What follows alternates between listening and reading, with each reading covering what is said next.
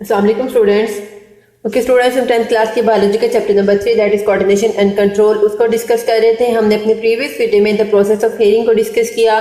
उसके बाद हमने ये देखा कि किस तरह से ईयर जो है वो बॉडी बैलेंस को मेंटेन करते हैं। ठीक है, तो ये सारी बातें हमने अपनी प्रीवियस वीडियो में देखी। अगर आपने वो वीडियो नहीं देखी तो उस वीडियो का लिंक मैं ऊपर आई के बटन पे शो करेंगे, वहां पे जाकर इस वीडियो को देख सकते हैं।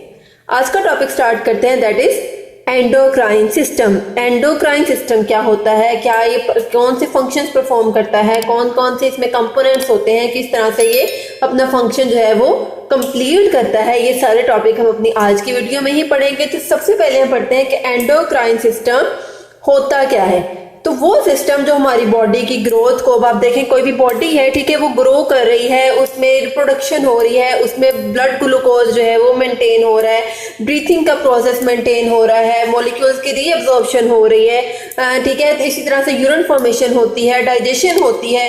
तो ये सारे का सारा प्रोसेस हमारी बॉडी कंट्रोल करती है। ठीक है, तो जो सिस्टम हमारी बॉडी का इस सारे प्रोसेस को कंट्रोल करता है, मतलब हमारी ग्रोथ कैसे होनी है, हमारे ब्लड में ग्लूकोज की कंसंट्रेशन किस अमाउंट में होगी, रीअब्जॉर्प्शन कैसे होगी, फॉर्मेशन ऑफ यूरिन कैसे होगी, डाइजेशन किस तरह से होगी, तो ये सारा प्रोसेस हमारी बॉडी का जो सिस्टम कंट्रोल करता है उसको हम कहते हैं endocrine system. The system which regulates growth, reproduction, maintenance of glucose concentration in blood, reabsorption of water in kidneys, etc. is called endocrine system।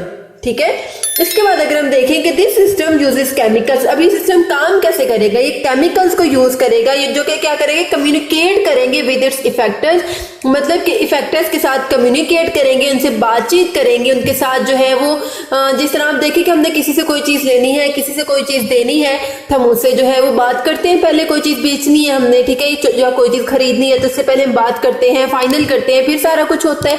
ठीक है, इसी तरह से हमारी बॉडी के केमिकल्स इफेक्टर्स के साथ कम्युनिकेट करेंगे कि किस तरह से हमने कोई प्रोसेस जो है वो कंप्लीट करना है। तो जो केमिकल्स कम्युनिकेशन में हेल्प करेंगे उन केमिकल्स को हम कहते हैं हार्मोन्स। अब हम इसमें देखते हैं हार्मोन क्या होता है। ठीक है, a hormone is a specific messenger molecule synthesized and secreted by an endocrine gland। ठीक है, हार्मोन क्या है, ये एक मैसेंजर मॉलिक्यूल है, ये एक ऐसा केमिकल है, ठीक है, जो केमिकल्स को दूसरे केमिकल्स को रिलीज करता है, उनको सिक्रेट करता है, जो कि इस प्रोसेस को कौन कंट्रोल कर रहा है, हार्मोनल सिक्रेशन को, एंडोक्राइन ग्लैंड्स। अब हम एंडोक्राइन ग्लैंड्स देखते हैं। एंडोक्राइन ग्लैंड्स है क्या, these are ductless glands. Ductless मतलब इसमें कोई ट्यूबलाइक सिस्टम नहीं है, which produce and release the secretions directly into bloodstream. ठीक है, कि ये वो वाले ग्लैंड्स हैं, वो वाले पोर्शंस हैं बॉडी के जो अपनी सिक्रेशंस को, अपने केमिकल्स को डायरेक्टली ब्लड स्ट्रीम मतलब हमारे ब्लड में रिलीज करते हैं, ताकि वो अपने टिश्यूज तक, अपने सेल्स तक जो है वो पहुंच जाए। Blood carries the hormones to target organs or tissues upon which they act। ठीक है, ब्लड क्या करता है, उन हार्मोन्स को ऑर्गन्स के पास, उन टिश्यूज के पास ले जाता है जहां पे उनकी जरूरत होती है, और वहां पे वो हार्मोन्स या वो केमिकल्स अपना इफेक्ट शो करते हैं।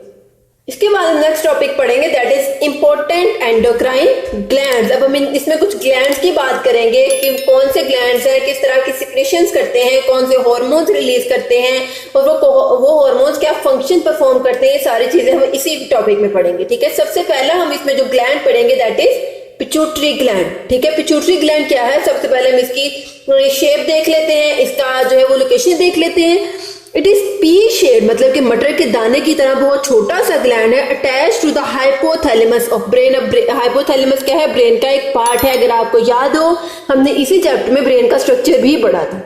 ठीक है, अगर आपने वो वीडियो नहीं देखी तो प्लेलिस्ट चेक करें, वहां से ब्रेन वाली वीडियो देखें, ताकि आपको सारे पार्ट्स की अच्छी तरह समझ आए कि हाइपोथैलेमस ब्रेन के किस पार्ट में होता है।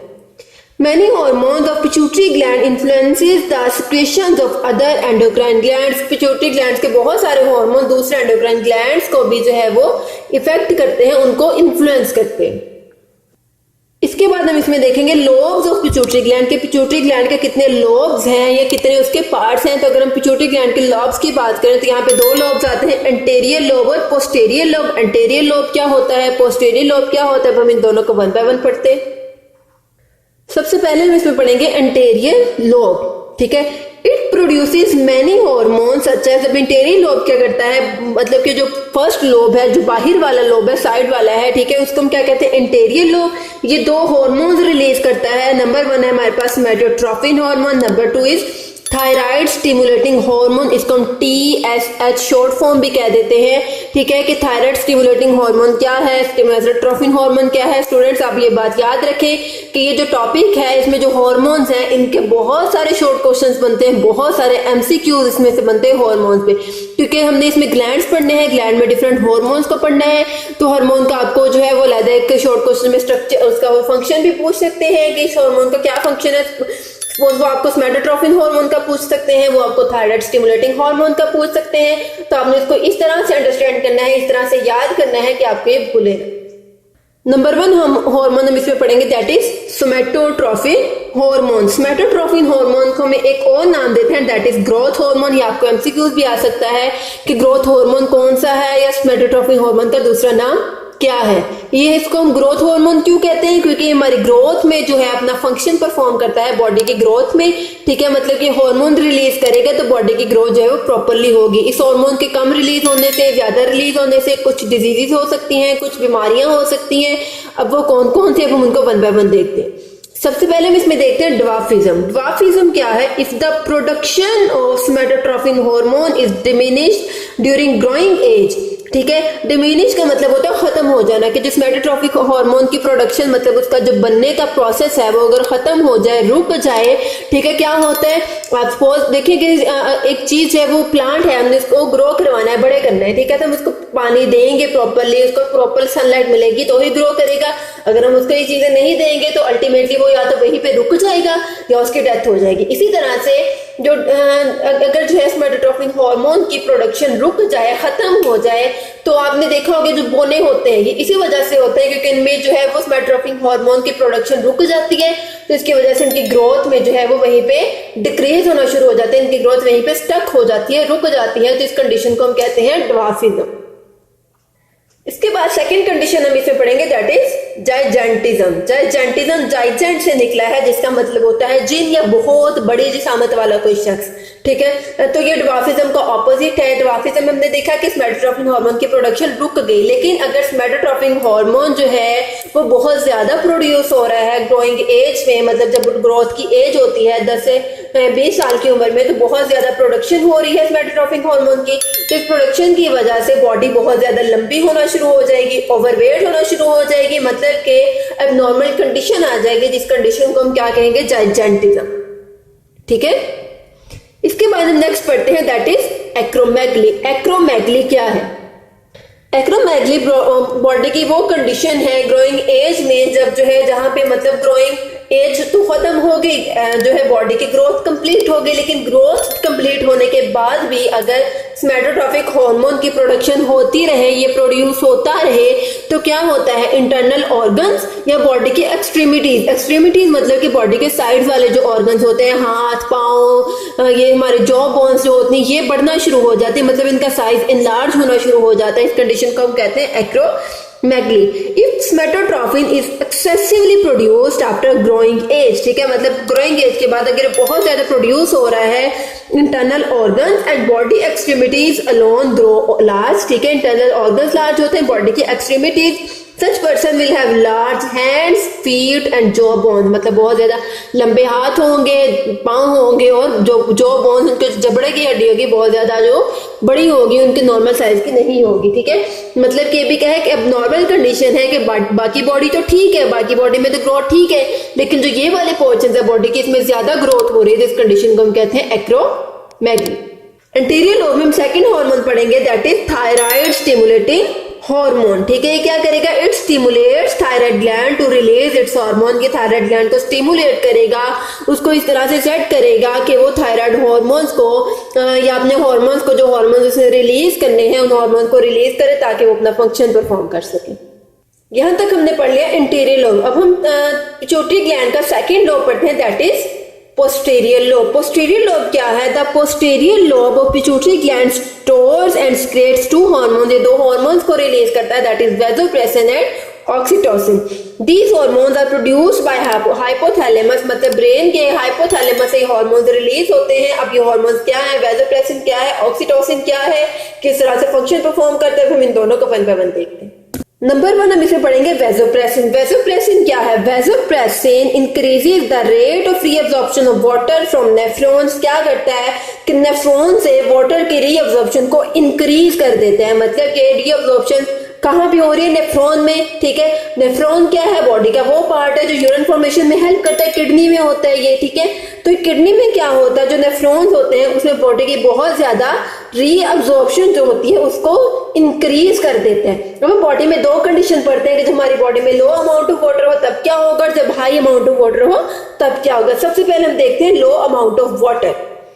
When we have low amount of water in body fluids, pituitary gland secretes vasopressin, and so more reabsorption of water occurs from nephrons into blood. कि बॉडी में पानी पहले ही कम है तो बॉडी से पानी बाहर रिलीज ना हो, तो इसके लिए क्या होगा, जो यूरिन फॉर्मेशन हो रही है किडनी में तो उसमें जो नेफ्रॉन है वो वाटर की ज्यादा से ज्यादा रीअब्जॉर्प्शन करेगी ताकि पानी जो है वो रीअब्जॉर्ब हो सके, बॉडी से बाहर ना जा सके।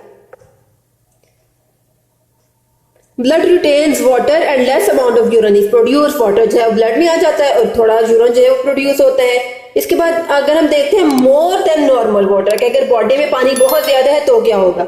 When body fluids have more than normal water there is a decline in the secretion of its hormone. ठीक है, मतलब कि बॉडी में बहुत ज्यादा ये हार्मोन हो रहा है तो ये हार्मोन ये वाटर के बहुत ज्यादा बॉडी में है तो ये हार्मोन रिलीज नहीं होगा। हार्मोन रिलीज नहीं होगा तो नेफ्रॉन में वाटर की रीअब्जॉर्प्शन नहीं होगी तो एक्स्ट्रा वाटर बॉडी से रिलीज हो जाएगा। इसके बाद हम इसमें कंडीशन पढ़ते हैं दैट इज डायबिटीज इंस्पाइडस। डायबिटीज इंस्पाइडस है क्या? If pituitary gland does not secrete this hormone in the required amount, ठीक है, अगर पिट्यूटरी ग्लैंड रिक्वायर्ड अमाउंट में ये हार्मोन रिलीज नहीं हो रहा तो क्या होगा, that water is reabsorbed from nephrons, पानी कम रीअब्सॉर्ब होगा and there is excessive loss of water through urine. ठीक है, पानी कम रीअब्सॉर्ब होगा और बॉडी से पानी बहुत ज्यादा जो है वो लॉस होता जाएगा, उसका रिलीज बहुत ज्यादा होगा पानी का, और इस कंडीशन को हम कहते हैं डायबिटीज इंस्पाइडस। मतलब कि जब बॉडी में पानी की कमी हो जाए और नेफ्रॉन जो है वो ब्लड को वाटर को रीअब्सॉर्ब ना कर सके, किसकी वजह से उसने रीअब्सॉर्ब करना है? वेसोप्रेसिन की वजह से। जब वेसोप्रेसिन नहीं बन रही तो नेफ्रॉन वाटर की रीअब्सॉर्प्शन नहीं करेगा, तो इस कंडीशन को हम कहेंगे डायबिटीज इंस्पाइडस। इसके बाद हम पोस्टीरियर लोब का सेकंड हार्मोन पढ़ते हैं दैट इज ऑक्सीटोसिन। ऑक्सीटोसिन क्या है? Oxytocin stimulates the contraction of uterus walls in mother for child birth. क्या करता है, जब चाइल्ड बर्थ हो रही होती है, जब डिलीवरी का प्रोसेस हो रहा है तो ये ऑक्सीटोसिन हार्मोन रिलीज होता है, तो इसकी वजह से यूट्रस की वॉल्स में कंट्रैक्शन करता है ताकि जो बर्थ है वो इजीली हो सके। इसके अलावा ये हार्मोन एक और फंक्शन परफॉर्म करता है, this hormone is necessary for the injection of milk from breast. ये बेबी की फीडिंग में ब्रेस्ट में मिल्क जो है उसकी प्रोडक्शन में भी बहुत ज्यादा हेल्प करता है। तो ये ऑक्सीटोसिन फीमेल में हार्मोन्स होता है, चाइल्ड बर्थ में एक तो यूज होता है, उसके बाद बेबी को फीड करवाने के प्रोसेस में बहुत ज्यादा ही हेल्प करता है। ओके स्टूडेंट्स, तो ये था हमारा आज का टॉपिक। आज हमने पिट्यूटरी ग्लैंड को पढ़ा, उसके हमने दो लॉब्स को पढ़ा, इंटीरियर लोब और पोस्टीरियर लोब। आई होप आपको आज की वीडियो की अच्छे से समझ आई होगी। अगर आपको इस वीडियो में कोई भी कंफ्यूजन हो, किसी चीज की समझ ना आए तो कमेंट सेक्शन में पूछ सकते हैं। अगर आपको ये वीडियो अच्छी लगे तो चैनल को लाइक कीजिए, सब्सक्राइब कीजिए, साथ ही बेल आइकन के बटन को प्रेस कीजिए। इससे आपको मेरी हर वीडियो का नोटिफिकेशन सबसे पहले देखने को मिलेगा। ओके स्टूडेंट्स, अल्लाह हाफिज।